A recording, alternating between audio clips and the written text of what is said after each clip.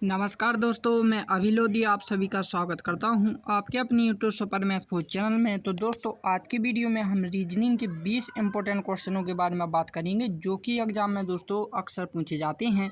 साथ ही साथ हम ये भी बात करेंगे दोस्तों कि जो एग्जाम में 20 क्वेश्चन आते हैं वो रीजनिंग के किन टॉपिकों से पूछे जाते हैं या फिर किस टाइप से पूछे जाते हैं। तो आज हम इसी विषय पर चर्चा करेंगे। तो दोस्तों, मैंने एक पेपर के क्वेश्चन रखे हुए हैं 20, जो कि दोस्तों मैंने आपको बताने के लिए रखे हैं कि किस टॉपिक से किस टाइप का क्वेश्चन आएगा। तो दोस्तों, हम बिना देरी के अपनी वीडियो को शुरू करते हैं और देखते हैं पहला क्वेश्चन।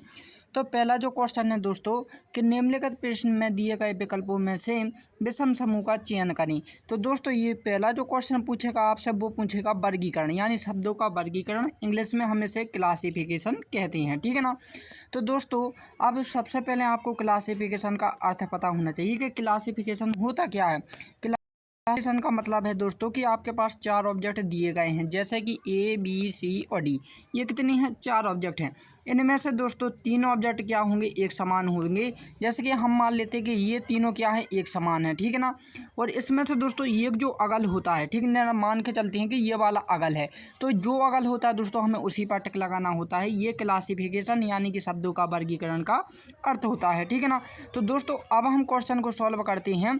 तो हमारे क्वेश्चन में 4 शब्द दिए गए हैं। अब बताइए इनमें से 3 शब्द कौन से एक समान हैं। तो आप कहोगे सर कि जो ऑप्शन ए में है उत्तर प्रदेश, ये क्या है? ये एक राज्य है। क्या है? ये एक राज्य है, ठीक है ना। जो ऑप्शन नंबर बी है पंजाब, ये भी क्या है दोस्तों? ये एक राज्य है, ठीक है ना, ठीक है ना। और जो सी है मणिपुर, ये भी क्या है दोस्तों? एक राज्य है। क्या है? लेकिन दोस्तों जो इम्फाल है ना, क्या है? इम्फाल, इम्फाल एक राजधानी है। किसकी राजधानी होती है दोस्तों? ये होती है मणिपुर की, ठीक है ना।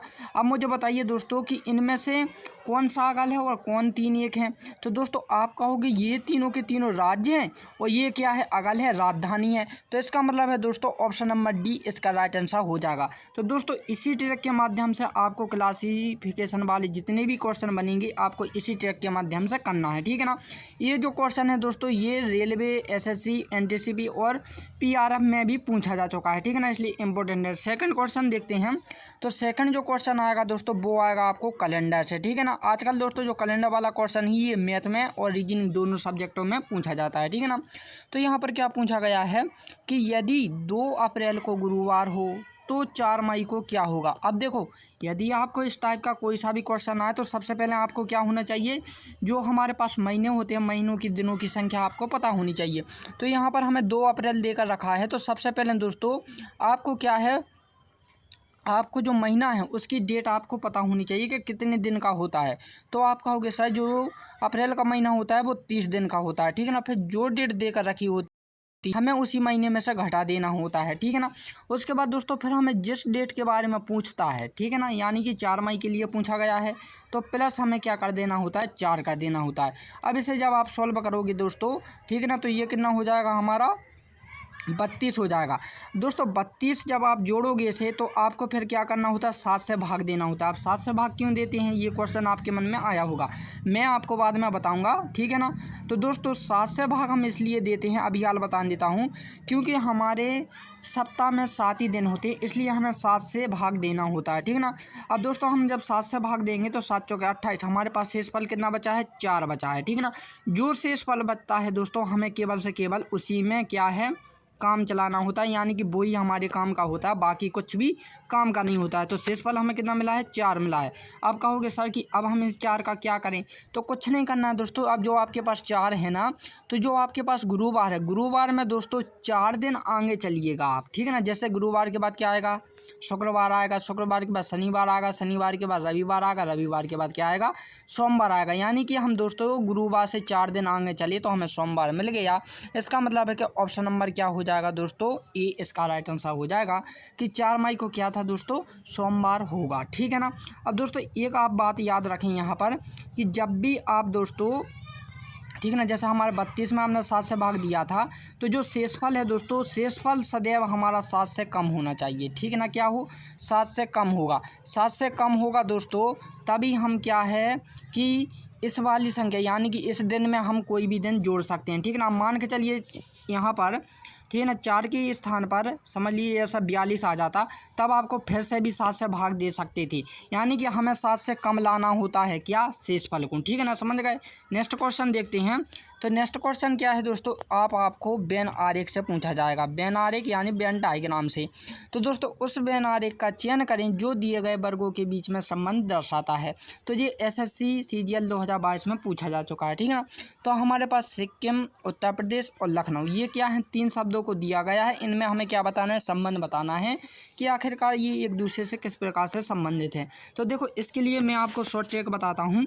सबसे पहले आपको 3 शब्द दिए जाएंगे, जैसे सिक्किम, उत्तर प्रदेश और लखनऊ है। तो इनमें से आपको कोई से भी 2 शब्दों को चुन लेना है। जैसे हम सिक्किम और क्या है उत्तर प्रदेश को देख लेते हैं। इन दोनों को क्या करना है, हमें एक प्रकार का हमें क्या करना है दोस्तों, संबंध देखना है, इनकी तुलना करनी है कि इन दोनों में क्या संबंध है। तो आप कहोगे सर कि जो सिक्किम है, ठीक है ना, और उत्तर प्रदेश है, ये क्या है दोस्तों, अलग अलग राज्य हैं। क्या है, अलग अलग राज्य हैं। ठीक है ना, समझ रहे हैं ना, अलग अलग राज्य हैं। सिक्किम अलग होता है, ठीक है ना, और क्या है, उत्तर प्रदेश अलग होता है। ठीक है ना, ये क्या है, अलग अलग राज्य हैं। लेकिन दोस्तों जो लखनऊ है, तो लखनऊ सिक्किम से लखनऊ का कोई वास्ता नहीं है। ठीक है ना, लेकिन उत्तर प्रदेश और लखनऊ का वास्ता है, क्योंकि दोस्तों जो लखनऊ है वो उत्तर प्रदेश की क्या है, राजधानी है। तो उत्तर प्रदेश के अंदर क्या आ जाएगा दोस्तों, लखनऊ आ जाएगा। तो ऑप्शन नंबर क्या हो जाएगा, बी इसका राइट आंसर हो जाएगा। ठीक है ना, तो नेक्स्ट क्वेश्चन देखते हैं। तो नेक्स्ट क्वेश्चन आएगा दोस्तों सादृश्यता परीक्षण, यानी कि नंबर एनालॉजी टेस्ट से एक क्वेश्चन पूछा जाएगा। ये 5 प्रकार की होती है, इसके 2 क्वेश्चन आते हैं, ध्यान रखें। ठीक है ना, तो आप जब इस टॉपिक को पढ़ेंगे तो आप समझ जाएंगे। यहाँ पर मैं मेन बता देता हूँ, ये वेरी वेरी इंपॉर्टेंट क्वेश्चन है और बहुत ही डाउटफुल है। इसके लिए मैं दोस्तों 3 ट्रिक आप लोगों के सामने रखूँगा। 3 ट्रिक से हमें क्या करना है, क्वेश्चन निकालना है। कैसे, वो मैं आपको बताता हूँ। पहले में यदि हम इसमें क्या लगाएं, लॉजिक लगाएं दोस्तों, तो लॉजिक यदि हम 2 प्लस करेंगे दोस्तों तो हमें 3 मिलेगा, इसलिए दोस्तों इसमें भी +1 करेंगे तो हमें कितना मिलेगा, 6 मिलेगा।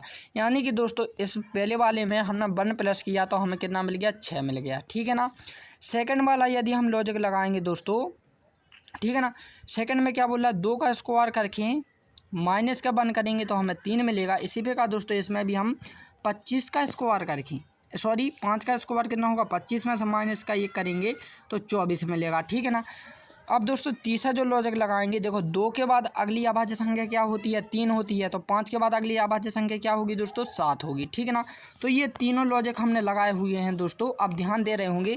तो दोस्तों पहला जो लॉजिक हमने लगाया है उसमें हमें 6 मिला, जो कि ऑप्शन में है। ठीक है ना, दूसरा ऑप्शन में से जब हमने लॉजिक लगाया तो 24 आया, तो 24 भी हमारा ऑप्शन नंबर डी में है। ठीक है ना, इसी प्रकार हमने तीसरा जो लॉजिक लगाया 7, तो 7 भी हमारा ऑप्शन नंबर बी में है। अब ऐसी स्थिति में हम किस ऑब्जेक्ट को सही मानेंगे, ये सबसे बड़ा डाउट होता है बच्चों का, क्योंकि 90% बच्चे इसी में कंफ्यूज हो जाते हैं कि वो 4 जोन से लगा कर आ जाते हैं, क्योंकि दोस्तों उनका लॉजिक सही होता है, वो कहते हैं हमारा लॉजिक थोड़ी ना गलत है, तो वो 4 जोन से लगा कर आ जाते हैं। तो इसके लिए मैं आपको बता दूँ दोस्तों, आपको 4 जोन नहीं लगाना है। ठीक है ना, मन से नहीं लगाना है, आपके लिए कुछ रूल्स होते हैं। इसके क्या, हर कोई दोस्तों कहीं का भी टॉपिक होगा, कोई भी हो दोस्तों, हर एक के क्या होते हैं, अपने एक नियम कानून कायदे होते हैं। ठीक है ना, इसलिए दोस्तों नंबर एनालॉजी के कुछ नियम और रूल्स होते हैं।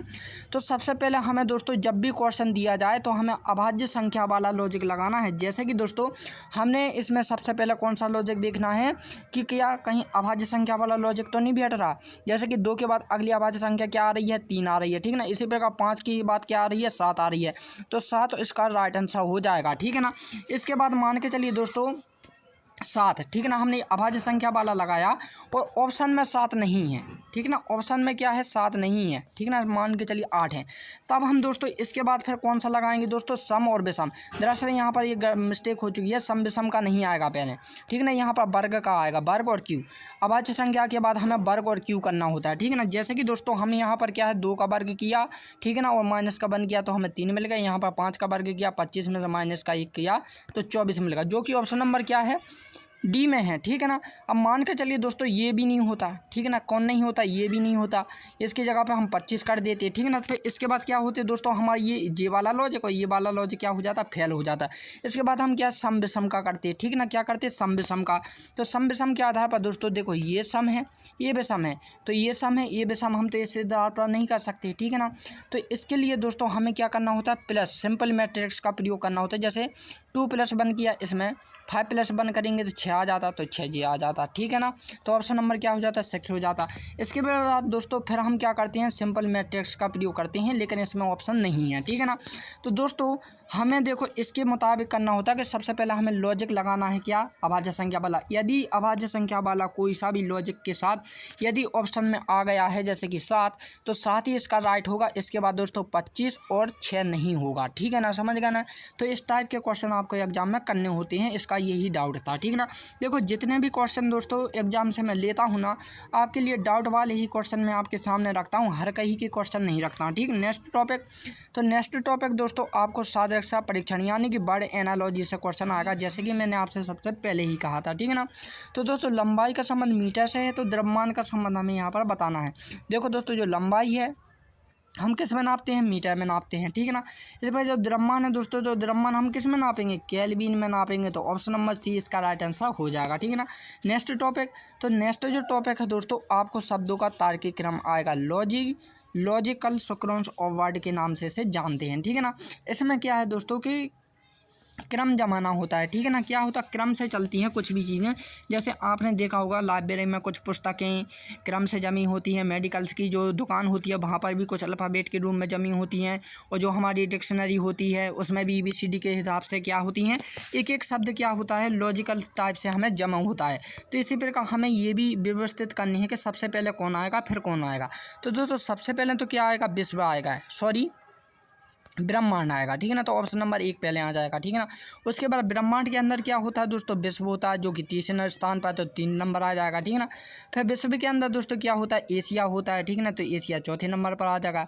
फिर एशिया के बाद दोस्तों फिर क्या होगा, तमिलनाडु होगा, ठीक है ना। तो तमिलनाडु क्या आ जाएगा दोस्तों, हमारे 5वें नंबर पर आ जाएगा, ठीक है ना। फिर उसके बाद क्या आता है, चेन्नई आ जाएगा, क्योंकि चेन्नई उसकी राजधानी होती है। तो दोस्तों ऑप्शन नंबर क्या हो जाएगा, ये वाला इसका राइट आंसर हो जाएगा, ठीक है ना। कहीं क्या कोई दिक्कत है नहीं ना। तो मुझे उम्मीद है कि आप लोग समझ गए होंगे, ठीक है। नेक्स्ट क्वेश्चन कैसे आएगा दोस्तों कि यदि ALPS बराबर 7482 और फ्रॉम बराबर 3156 लिखा जाता है, तो RLPFA को क्या लिखा जाएगा। बहुत ही घटिया वाला क्वेश्चन यही माना जाता है, ये सांकेतिक भाषा यानी कोडिंग डिकोडिंग के टेस्ट से आपसे पूछा जाएगा। देखो दोस्तों इसके लिए कुछ नहीं करना होता, बस हमें नकल करनी होती है। देखो आर का मान, यहाँ पर देखो आर का मान कितना देकर रखा, 1 देकर रखा, तो हमने 1 लिख दिया, ठीक है ना। एल, तो एल का मान यहाँ पर देखो कितना देकर रखा है, दूसरे नंबर पर 4, तो हमने 4 लिख दिया, ठीक है ना।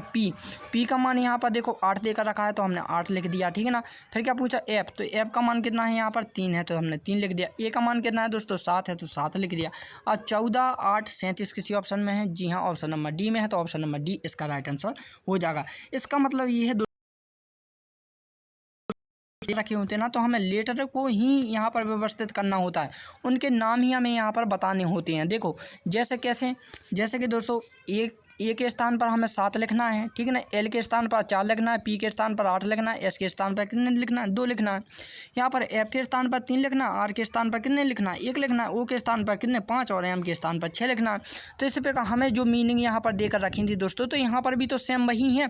तो बस हमें आर का यहाँ पर, जैसे कि आर का कितना था हमारे पास, यहाँ पर देखो 1 था, तो हमने 1 लिख दिया। एल का कितना था दोस्तों, यहाँ पर 4 था, तो हमने 4 लिख दिया। इसी प्रकार हमने सबके लिख दिए, तो ऑप्शन नंबर डी हमारा राइट आ गया था, ठीक है ना। तो इस टाइप से ये क्वेश्चन किए जाते हैं। नेक्स्ट क्वेश्चन दोस्तों आपको कथन और निष्कर्ष में से दिए जाएंगे, जैसे स्टेटमेंट एंड कैलकुलेशन के नाम से जानते हैं, ठीक है ना।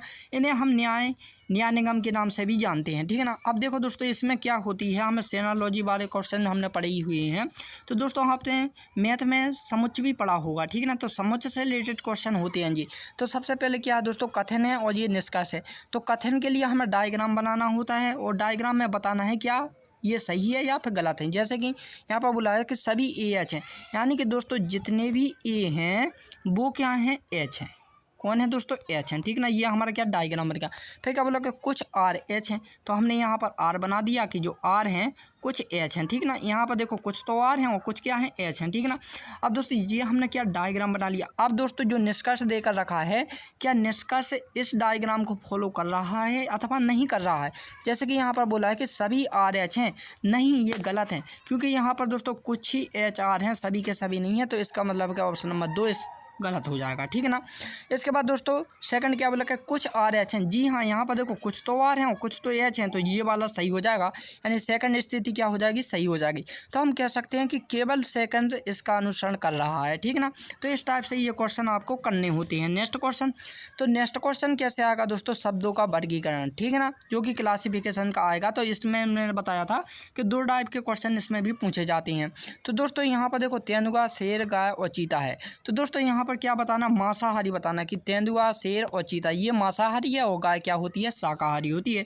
तो ऑप्शन नंबर क्या हो जाएगा, सी इसका राइट आंसर हो जाएगा, ठीक है ना। नेक्स्ट क्वेश्चन कहाँ से लिया जाएगा दोस्तों, सीरीज से। तो सीरीज वाला क्वेश्चन आपको क्या पढ़ना है, ठीक है ना, याद रखना है। तो देखो दोस्तों यहाँ पर क्या है कि सीरीज में दोस्तों जब आपके पास क्या है कि कोई भी, जैसे कि मान के चलिए आपके पास ये पहली सीरीज़ है, वो आपके बढ़ते क्रम में जा रही है, ठीक है ना। या फिर दोस्तों आपको कुछ ध्यान रखना होता है सीरीज़ में कि क्या जो सीरीज़ है वो सेम जा रही है, यानी बढ़ते क्रम में जा रही है, या दोस्तों घट बढ़कर जा रही है, या फिर एक सी जा रही है। तो हमें कुछ चीज़ें इसमें क्या होती है, ध्यान रखनी होती हैं। तो आप देख रहे हैं दोस्तों कि ये जो है सीरीज़ वो बढ़ भी रही है, ठीक है ना, और क्या है, घट भी रही है और बढ़ भी रही है, ठीक है ना, समझ रहे हैं ना, यानी बढ़ते क्रम में जा रही है और घट बढ़कर जा रही है, ठीक है ना। तो देखो दोस्तों आपको इस ट्रिक में क्या करना होता है कि आपको एक एक पद देखकर, ठीक है ना, जब आपको लॉजिक समझ में ना आए तो आपको एक एक पद देखकर उनके बीच का अंतर देखना होता है। जैसे कि दोस्तों यहाँ पर देखो, हम पहले पद देख लेते हैं ये वाले, ठीक है ना। इन सब में दोस्तों 10 प्लस हो रहा है, ठीक है ना। देखो 9 में 10 किया, ठीक है ना, तो 19 हो गया, 19 में 10 प्लस किया तो 29 हो गया, 29 में 10 प्लस किया तो 39 हो गया। इसी प्रकार दोस्तों हमने 90 में माइनस के 10 किए, ठीक है ना, फिर इसमें माइनस के 10 किए, और फिर हम जब अगले करेंगे तो दोस्तों ये कितना हो जाएगा, 69 हो जाएगा, ठीक है ना।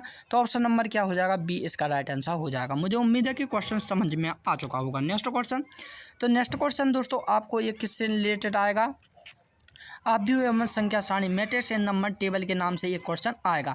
तो इस क्वेश्चन में आपको क्या करना होता है दोस्तों, कुछ भी ज़्यादा नहीं करना है दोस्तों, बस आपको इतना सा ध्यान रखना है कि दोस्तों आपको सीरीज़ को पहले समझ लेना है कि क्या इस फॉर्म में जा रही है या फिर इस टाइप में आ रही है, ठीक है ना।